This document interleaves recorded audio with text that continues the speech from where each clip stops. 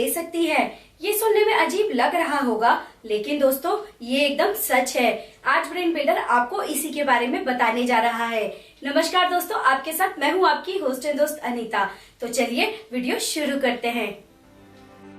वो साल 1958 का साल था जब चीन के पीपल रिपब्लिक के संस्थापक माओ जेडोंग ने फैसला किया कि देश की अर्थव्यवस्था को बेहतर कर औद्योगिक इकोनॉमी में बदला जाए।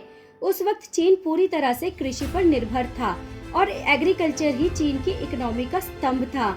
माओ जेडोंग चीन को विश्व की सबसे बड़ी इकोनॉमी बनाना चाहते थे। उस वक्त ब्रिटेन की अर्थव्यवस्था पहले नंबर पर थी, जबकि अमेरिका दूसरे नंबर पर था।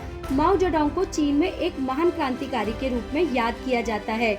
माओ हर वो काम करना चाहते थे जिससे चीन की इकोनॉमी पूरी दुनिया में सबसे बड़ी अर्थव्यवस्था के रूप में अपनी पहचान बना ले। इसलिए माओ और उनके साथियों ने ये प्रण लिया कि 1958 से लेकर आने वाले 15 सालों में पहले अमेरिका की अर्थव्यवस्था को पीछे छोड़ना है और फिर ब्रिटेन की अर्थव्यवस्था के बराबर लाकर खुद को खड़ा करना है। इसके लिए माओ जेडोंग ने एक आंदोलन शुरू किया जिसको नाम दिया गया द ग्रेट लीप फॉरवर्ड, यानी आगे की ओर एक महान छलांग।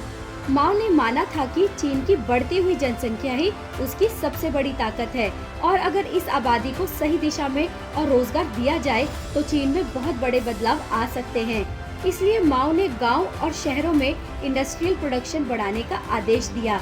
माओ ने कहा कि सभी लोग अपने घरों में छोटी छोटी भट्टियां बनाएं और उसमें लोहे और स्टील का काम शुरू कर दे।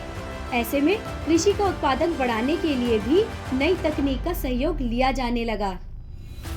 इसके लिए एक अभियान चलाया गया जिसका नाम था 4 कीट अभियान, और वो कीट थे चूहे, मक्खी, मच्छर और गौरैया। और यही अभियान इतिहास की सबसे बड़ी गलती बन गया। दरअसल माओ ने कहा था कि चीन में चूहे, मक्खी, मच्छर और गौरैया को पूरी तरह से खत्म कर दिया जाए। कारण था चूहे, मक्खी, मच्छर कई तरह की बीमारियां फैलाते हैं। यही वजह थी कि हर साल चीन में इनकी वजह से लाखों लोग बीमार होकर दम तोड़ते थे। लेकिन इस अभियान में गौरैया, जो कि छोटी सी चिड़िया होती है, उसकी क्या गलती थी? दरअसल चीनी वैज्ञानिकों ने गुणा भाग किया कि एक गौरैया एक साल में 4.5 किलो अनाज खा जाती है। उस हिसाब से उन्होंने देश में गौरैया चिड़िया की गणना की।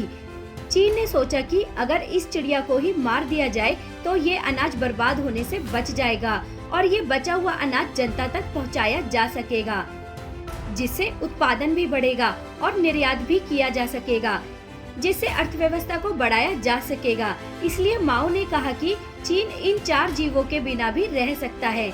ये एक अभियान नहीं, एक युद्ध था उन चारों जीवों के लिए। इस अभियान में छोटे बच्चों से लेकर सेना के जवान तक ने हिस्सा लिया। लोगों को चूहे, मक्खी और मच्छर मारने में इतना मजा नहीं आ रहा था जितना कि गौरैया को मारने में आ रहा था। चीन के लोगों ने इस पक्षी को मारने के लिए अलग अलग तरह की तरकीब निकाली, जैसे वो ढोल और थाली बजाते हुए उनका पीछा करते थे। थाली और ढोल की आवाज सुनकर ये चिड़िया जमीन पर नहीं आती थी और आसमान में ही लगातार उड़ती रहती थी, और जब वो थककर जमीन पर गिरती तो चीन के लोग उन्हें मार देते थे। चीन के लोगों ने गौरैया के घोंसलों को भी उजाड़ दिया। लोगों में एक मुहिम चल पड़ी कि जो सबसे ज्यादा गौरैया मारेगा उसे इनाम मिलेगा। स्कूलों में बच्चों को गौरैया मारने पर इनाम दिया जाने लगा। ये अभियान इतने बड़े स्तर पर चला कि पहले ही दिन चीन में लोगों ने 2 लाख गौरैया को मार डाला। एक साल में चीन के लोगों ने 1 अरब गौरैया को मार डाला। ये अभियान सिर्फ इसलिए शुरू किया गया था कि वो ब्रिटेन और अमेरिका की अर्थव्यवस्था को पीछे छोड़ सके। नतीजा ये हुआ कि 2 साल में ही चीन में गौरैया की प्रजाति विलुप्त हो गई। पक्षियों को मारने का जुनून इतना हावी था कि लोगों ने अब दूसरे पक्षियों को भी मारना शुरू कर दिया था, जिसके बाद एक वक्त ऐसा आया जब चीन में पक्षियों की ज्यादातर प्रजातियां विलुप्त होने की कगार पर आ गई। चीन ने भले ही इस अभियान में जीत हासिल कर ली, लेकिन कुदरत के साथ छेड़छाड़ करने का खामियाजा अभी चीन को भुगतना बाकी था। चीन ने कोई छोटी मोटी छेड़छाड़ नहीं की थी, बल्कि उसने कुदरत के फूड चेन को ही तोड़ दिया था। फूड चेन सिस्टम में हर जीव का प्रकृति में अपना महत्व है। जैसे सांप चूहों और छोटे मोटे जीवों को खाते हैं, और सांप को चील खाती है। अगर प्रकृति में चील को खत्म कर दिया जाए तो पृथ्वी पर सांपों की संख्या बढ़ जाएगी और अगर प्रकृति में सांप खत्म कर दिए जाए तो चूहों और अन्य जीवों की संख्या बहुत बढ़ जाएगी। कहने का मतलब ये हुआ कि प्रकृति में अगर एक भी जीव विलुप्त हुआ तो फूड चेन टूट जाएगी और प्रकृति का संतुलन बिगड़ जाएगा। जब प्रकृति का संतुलन बिगड़ता है तो उसका खामियाजा इंसान को भुगतना पड़ता है। चीन ने अपने देश में गौरैया और दूसरे पक्षियों को तो खत्म करा दिया, लेकिन किसी ने ये सोचने की जहमत नहीं उठाई कि गौरैया और दूसरे पक्षी छोटे छोटे कीट पतंगों को अपना निवाला बनाते हैं जो फसलों को नष्ट कर देते हैं। जैसे ही चीन में फूड चेन टूटी, चीन में कीट पतंगों की संख्या बेशुमार बढ़ने लगी, जिससे फसलें खराब होने लगी। इन कीट पतंगों में सबसे ज्यादा टिड्डियों की संख्या थी। टिड्डियों के झुंड आते और हजारों हेक्टेयर में उगी फसल को चट कर जाते। चीन के लोगों ने ऐसे विनाश की कभी कल्पना नहीं की थी। टिड्डियों के दल एक गांव से दूसरे गांव के खेतों को चट करने लगे और चीन के लोग खड़े के खड़े रह गए। कुदरत के साथ छेड़छाड़ करने की सजा चीन को इस तरह मिली कि चीन में अकाल की स्थिति पैदा हो गई। ऐसा कोई तरीका चीन के लोगों के पास नहीं था जिससे इस मुसीबत से बाहर निकला जा सके।